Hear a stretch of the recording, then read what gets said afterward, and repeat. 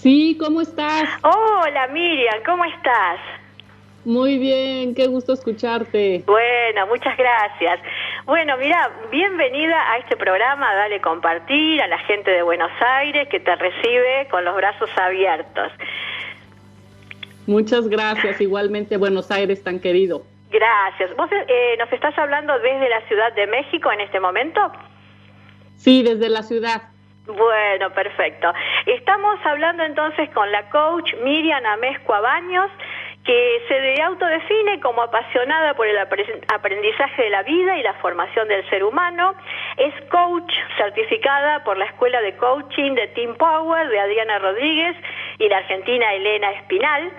Y además es voluntaria para la International Coaching Federation, líder de marketing para compañías multinacionales y fundadora de la academia, de su propia academia y consultora Reina Map, entre otros. Tiene un currículum muy impresionante que tendríamos que estar todo el programa para decirlo. Así que estamos hoy con una experta, entre otras muchas cosas, en coaching. ¿Coaching ontológico, Miriam? Así es, Adriana, muchas gracias. No, por favor, un placer que hayas accedido a la entrevista. Miriam, ¿qué es el coaching ontológico? Adri, les comparto. Sí. El coaching trabaja con el ser humano, con las personas. Es ontológico porque hace a la persona verse en el sentido en tanto persona, en el sentido del ser, de su cuerpo, de sus emociones y del lenguaje. Y esto es en tanto constitutivo del ser humano. Sí. El coaching es transformacional. Postula que nada va a ocurrir sin una transformación personal. En este sentido también se habla pues de una transmutación. Y así es como se genera un aprendizaje.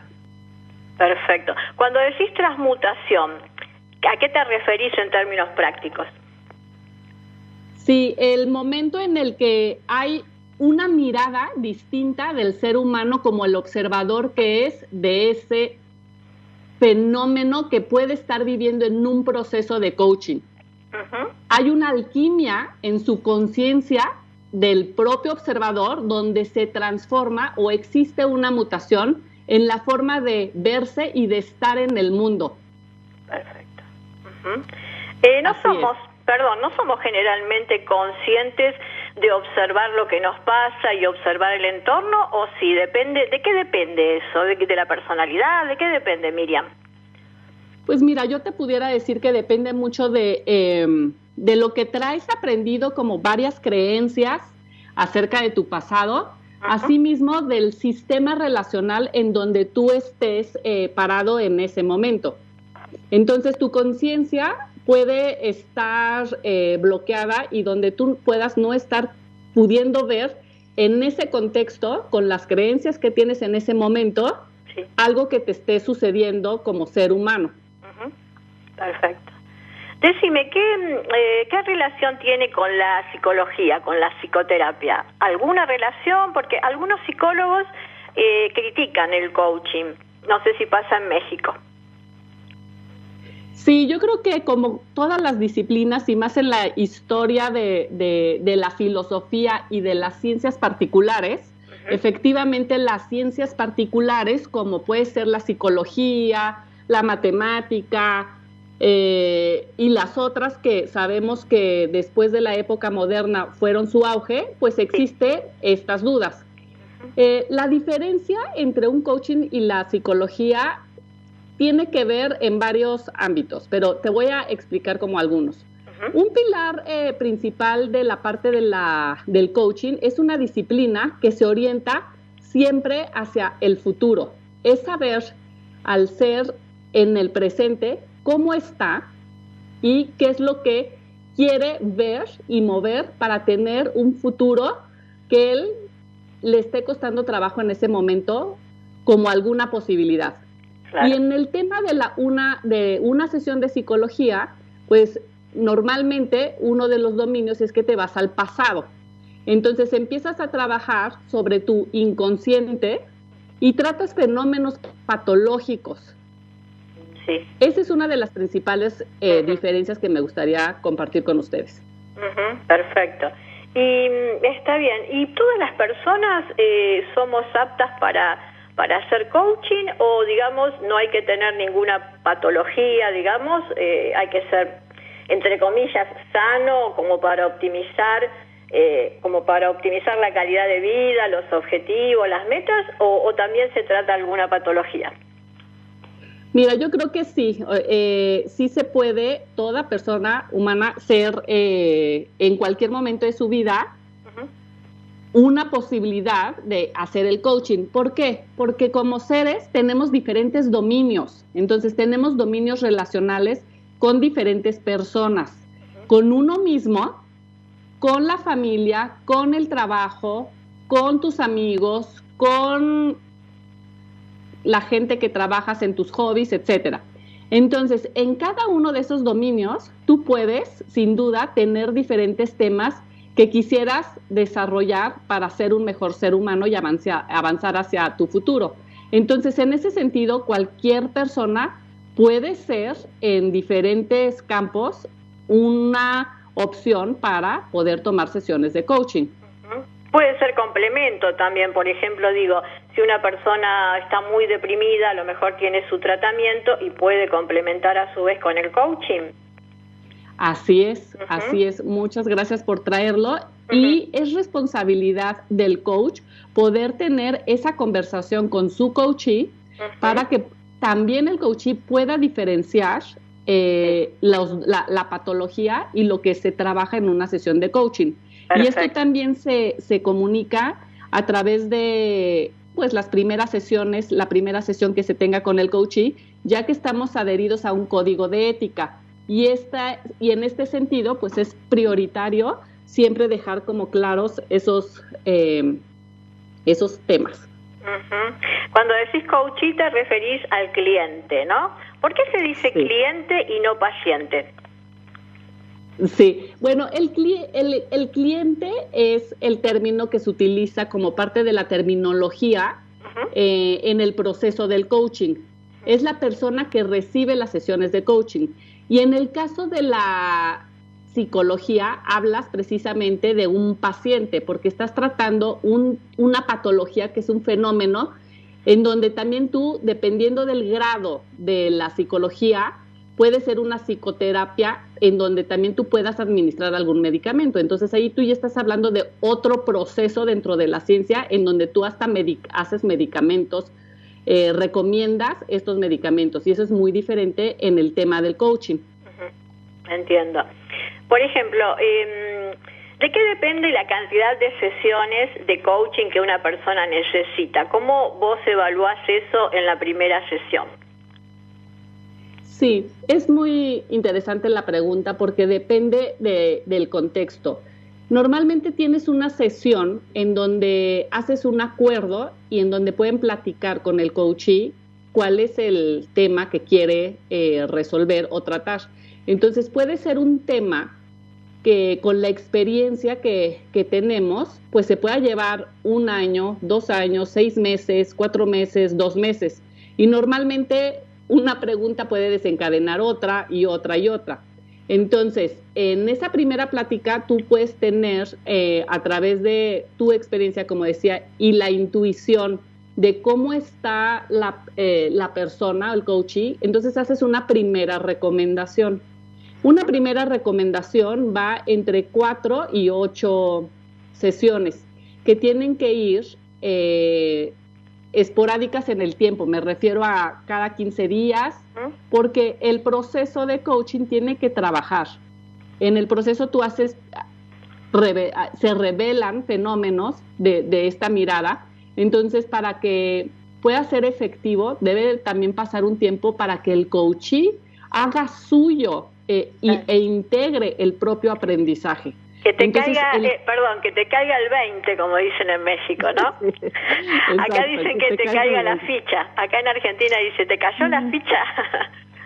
Ándale, que te caiga la ficha. Sí. Entonces, así es, Adri. Y también depende del contexto, si es empresarial o si es personal. porque en una empresa los procesos también difieren, y difieren de acuerdo a los procesos de planeación internos, a la cultura organizacional y también a la agenda y a la disposición y al compromiso que tenga el coachee. Entonces, normalmente ahí los procesos se llevan hasta un año. Ajá. ¿Qué tienen que ver los juicios en nuestras interpretaciones de lo que nos sucede? Bueno, me encanta esa pregunta porque creo que es uno de los temas más significativos en el coaching. Tienen que ver mucho porque como seres a lo largo de nuestra educación y a lo largo de nuestro crecimiento, nosotros vamos adquiriendo un punto de vista y traemos ciertas miradas o aprendizajes que vamos generando y vamos traduciendo en juicios, que son las creencias que traemos heredadas por nuestra propia familia, por nuestra propia sociedad, por el país en el donde vivimos, por la época del mundo contemporáneo en el que estamos. Entonces, nuestra mente tiene precisamente una forma de ver y de interpretar la realidad. Entonces, haces juicios acerca de cómo estás viendo la realidad o cómo estás viendo tu ser en relación a esa realidad o a ese sistema en el que tú te estás desenvolviendo. Es muy difícil, Miriam, desterrar creencias que no te ayudan a avanzar, que te hacen mal, que a lo mejor te sirvieron de pequeño para sobrevivir, pero que ahora ya no te ayudan. Es muy complicado, digo. Tiene su...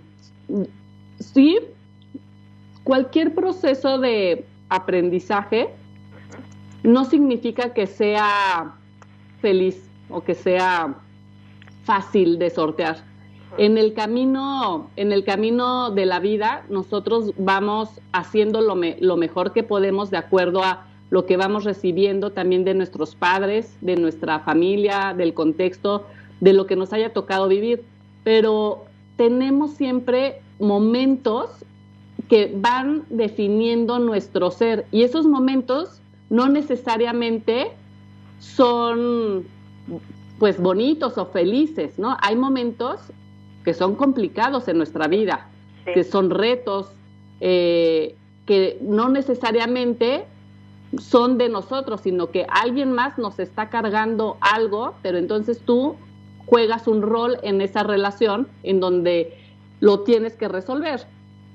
Ese momento puede ser retador a lo largo de una sesión, porque debe de entrar el coachee a este momento de vulnerabilidad para poder aceptar lo que está viviendo, y entonces ahí es cuando se manifiestan las emociones. O sea que se trabaja con el cuerpo, por decirlo así, mente y las emociones, ¿no? Así es. Somos, Humberto Maturana, que es un biólogo, que ha tenido una influencia tremenda en el coaching, es precisamente de lo que nos habla. Como fenómeno humano, nosotros somos efectivamente biología, somos cuerpo, tenemos ciertas reacciones que se manifiestan en nuestro cuerpo y con lo cual nosotros también tenemos que aprender a relacionarlo y aceptarlo más en la época en la que estamos viviendo. Claro, sí, esta época realmente ofrece muchos retos, ¿no? Para cambiar lo que no te gusta, también para alejarte si estás viviendo con gente que no compartís ideas, que no te sentís feliz, cambios de casa, cambios de trabajo, para mucha gente también que desgraciadamente ha sido despedida, o sea que tiene su lado positivo, ¿no? Que es el reto del cambio. Así es. Y algo también de lo que habla Humberto es la capacidad discursiva del lenguaje, porque en esos retos, el momento en el que tú te identificas y te ves como ser biológico con este cuerpo y con esta manifestación en tu actuar, también tenemos el poder de nuestro lenguaje y cómo a través de un discurso distinto de poder interpretar nuestra realidad, también podemos hacer un cambio en nosotros y estar siendo la persona que buscamos estar siendo con un bienestar mayor para esas nuevas acciones del futuro. Entonces, el lenguaje también es generativo. Claro, genera realidad también. ¿Qué te iba a decir? Y, por ejemplo, ¿cómo te das cuenta si una persona en la primera sesión está dispuesta a hacer coaching o no? O porque a lo mejor la mandaron, le regalaron una invitación. ¿Cómo te das cuenta si esa persona está como con la responsabilidad de llevar adelante un proceso de coaching? Sí, mira, parte de nuestro trabajo es que en esas primeras conversaciones que tengamos, el coach con el coachee, es explorar precisamente esa relación que tiene con el proceso.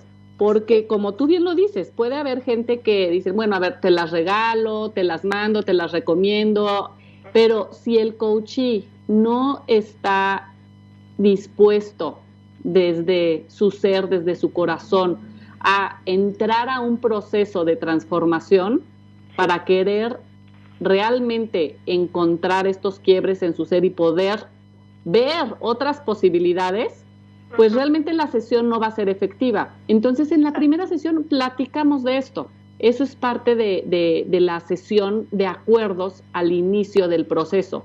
Entiendo. Y el coach ayuda a generar pues esa conciencia a través de esa relación, de esa plática. Por ahí estaba leyendo sobre el juicio maestro que tiene cada persona, que hay que encontrar, que el coach tiene que encontrarlo, ¿no? Para hacer un proceso exitoso. ¿Es así? ¿Qué es el juicio maestro? ¿Nos podés contar? Sí, claro.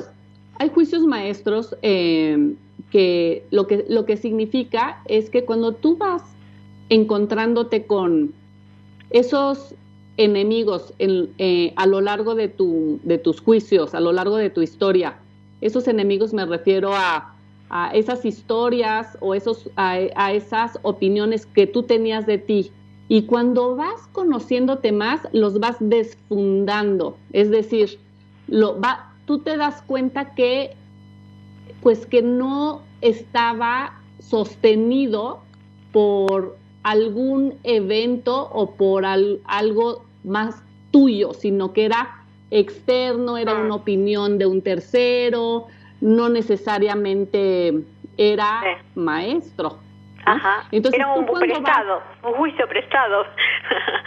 Ándale, exacto, un juicio prestado. Entonces, ahí cuando tú te vas conociendo, vas realmente limpiando como tu historia, ¿no? Vas empezando, es como ir rascándole a tu ser hasta que de pronto llegas a realmente a eso que tienes que trabajar, en donde tú ya no le echas la culpa al otro, o sea, ya te vas haciendo responsable de que sí tienes tú que trabajar en algo que es tu responsabilidad, o sea, que no es la responsabilidad del otro, que tú tienes el poder de poderlo cambiar. Sí, muy claro lo que decís. Ahora, en este momento de cuarentena, ¿se incrementaron las personas que quieren hacer coaching o no? Mira, la información que te pudiera compartir es que realmente, dependiendo de dónde estés y con quién estés, pudo haber o no más sesiones.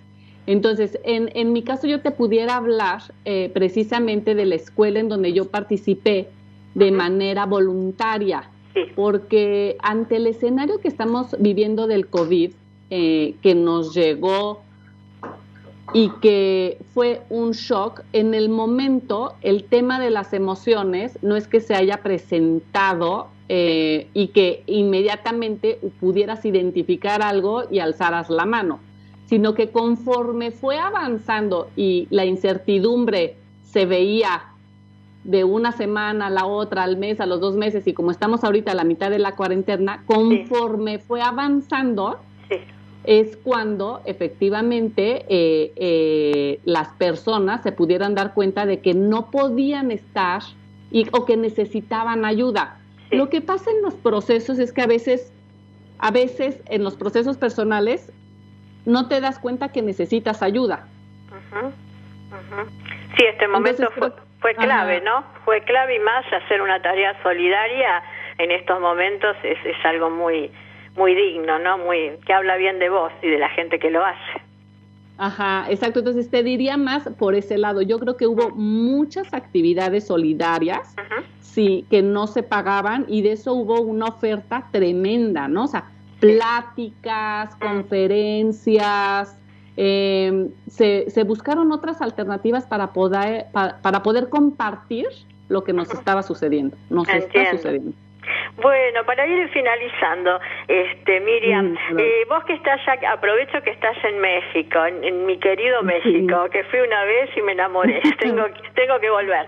Quiero saber cómo está la situación en México en cuanto a la pandemia, si es realidad que hay tal cantidad de fallecidos, cómo está en este momento, digamos, el tema del aislamiento, del contagio. Sí, así está. Mira, todavía seguimos en la fase del semáforo rojo.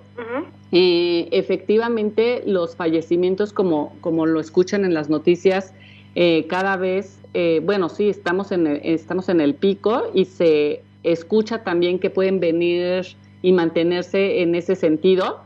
No estamos saliendo en general, salvo las actividades que el gobierno ya empezó a liberar a nivel actividades básicas. Y lo que te pudiera decir es que todavía la gente se está reincorporando, pero poco a poco, y más bien están haciendo los planes para regresar a esa nueva normalidad. Las escuelas, las públicas, ya no van los alumnos, y algunas privadas sí están todavía en clases un mes más. Entonces, estamos hablando de la actividad educativa también, que está caminando hacia las vacaciones, pero con la misma incertidumbre de no saber si en un mes o 2 meses todos van a regresar a las actividades laborales, y sin duda educativas también, y sin duda pues no vamos a regresar de la misma manera. De la misma manera. Bueno, perfecto. Hay más o menos como lo que está pasando acá, es bastante similar. Por último, Miriam, ¿querés dar algunos datos, tus redes o algún email para que el que esté interesado en hacer coaching a distancia se contacte con vos? Claro, muchas gracias. Soy Miriam Amezcua Baños, coach ontológico. Me pueden escribir a mi mail, miriam.amezcua@gmail.com, y consultar mis redes sociales como Reina Mab México, tanto en Facebook como en Twitter. Reina Mab México. México. Sí. Reina Mab México. Y es Miriam Amezcua con Z, ¿no? Con Z. Miriam.amezcua, dijiste, repetí el email, por favor. Miriam, las dos con i latina, amezcua con Z, @gmail.com. Bueno, Miriam Amezcua, muy agradecida por tu participación, muy interesante. Y bueno, estamos en contacto y muchísimas gracias. Un abrazo enorme para vos y para todo México, ¿sí? Desde Buenos Aires. Igualmente, Alex. Gracias, hasta luego. Hasta luego. Chao.